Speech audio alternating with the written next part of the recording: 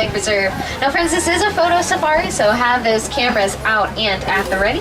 I suggest putting them into some kind of sport shutter setting or quick shutter setting, or even taking those photos in a burst mode, because those animals will be moving and we will be moving as well. Now you'll see that the okapi has a lot of striping on those hind legs. Now they are actually not related to the zebra. Instead, they are the only known living relative of the giraffe. Now this becomes more obvious when we take a look at the shape of their heads and their long prehensile tongues. Now we'll talk about those tongues a little bit later. Now the okapi actually wasn't discovered until 1901. So they are still a very recent find. Now this is because they are so shy and reclusive that only a few people had ever actually seen them in the wild before then. So for a long time, they were thought only to be a myth throughout Africa. You'll see those tan-colored animals, those are the greater kudu. Now, all of those greater kudu there are female, and we know because they don't have horns like the males do. Now, those greater kudu stand at about 55 inches tall at the shoulder, and the horns on the males can grow to be up to 72 inches long, the biggest in the forest, for up to 8 minutes without needing to come up for air. So you might see some hippos pop up.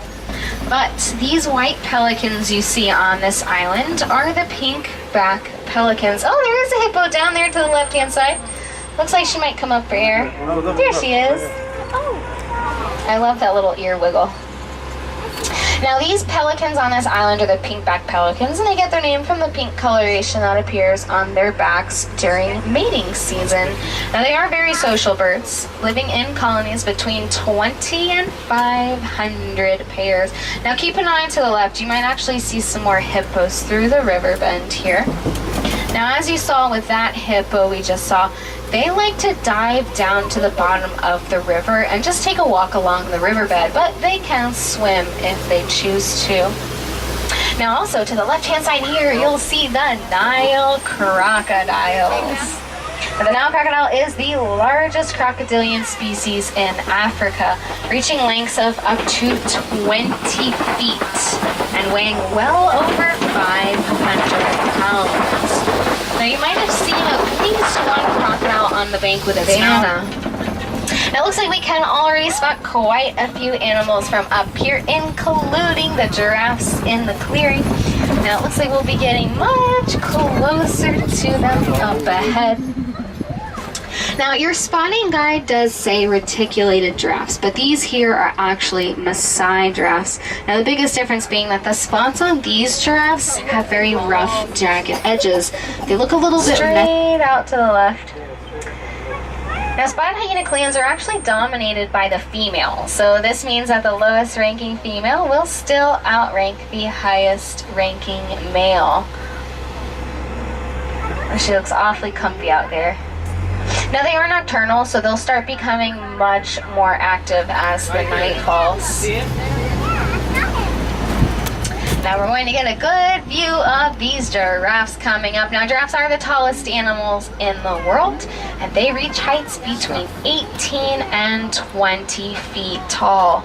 Now at birth, the calves are already 6 feet tall, so even as newborns, they're already taller than the average man. Now here's a juvenile coming up on your left-hand side by this little watering hole here. Oh, we might get a chance to see how they drink. They have to squat down because their necks just aren't long enough.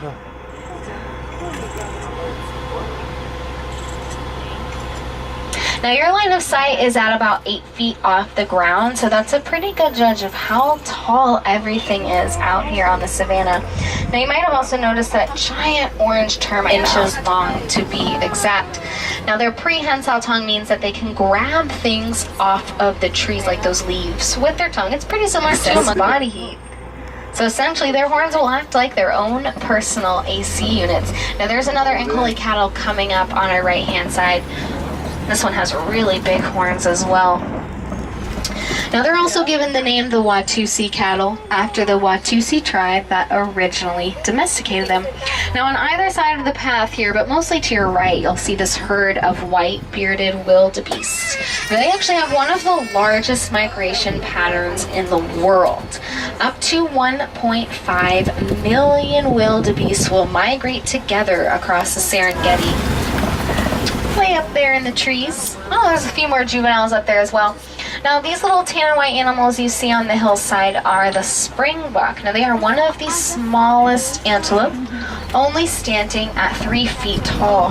Now, they get their name because when frightened or excited, they can spring straight up into the air 6 feet and 13 feet forward. Now, the little springbuck will do something called pronking, which is a mixture of running and jumping. And they'll either travel the savannah alone like this guy is doing, or they'll form bachelor herds and they'll travel together under the leadership of one male. Turn back now, so we're going to go poly-poly, which means very slowly over this bridge. There's another view of him way off to the right-hand side there as well. Whoa, everyone, whoa! Lean to the right! Lean to the right! Okay, nobody move.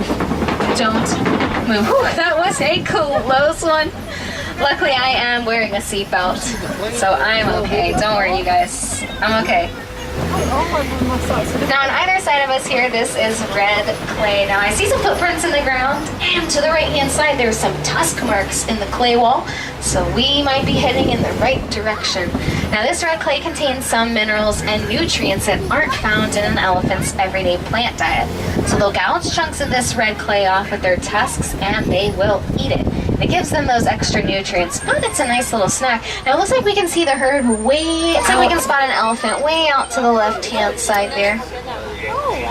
We'll continue seeing her as we round about this curve.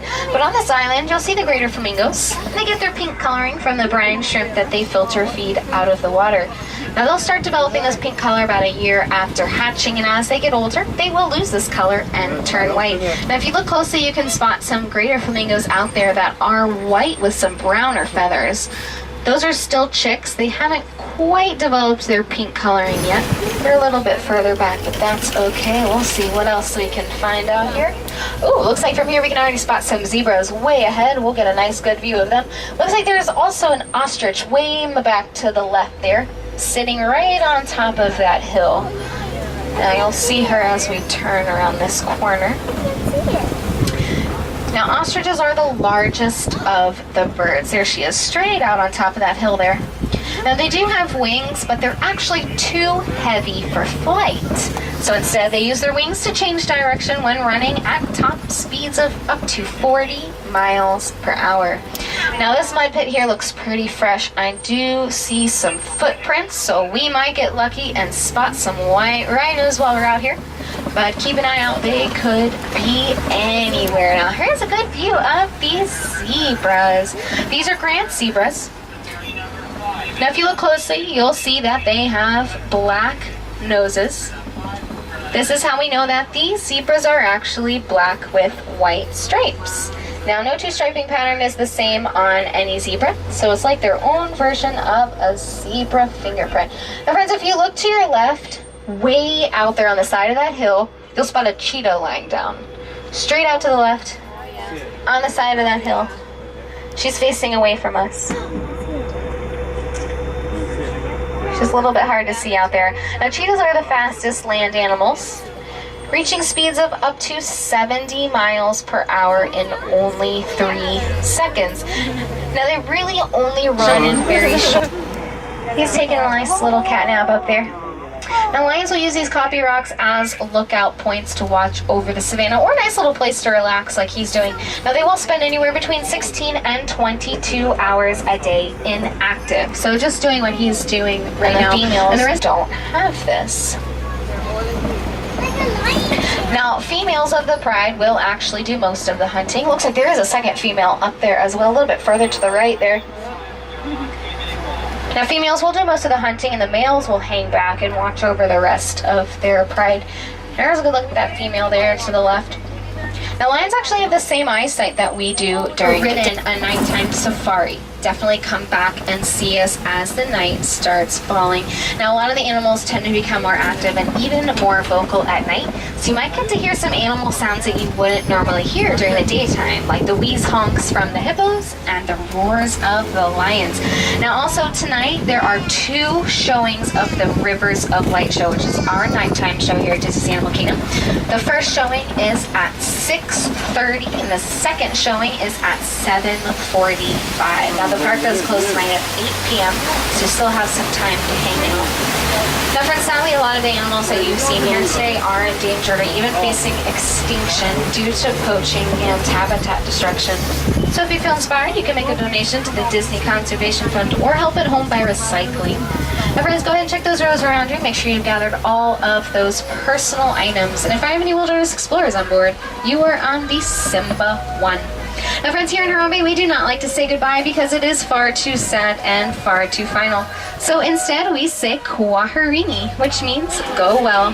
So Kwaherini, my friends. Now, once again, my name is April, and it's been my pleasure being your safari guide this evening. Ciao, Warden.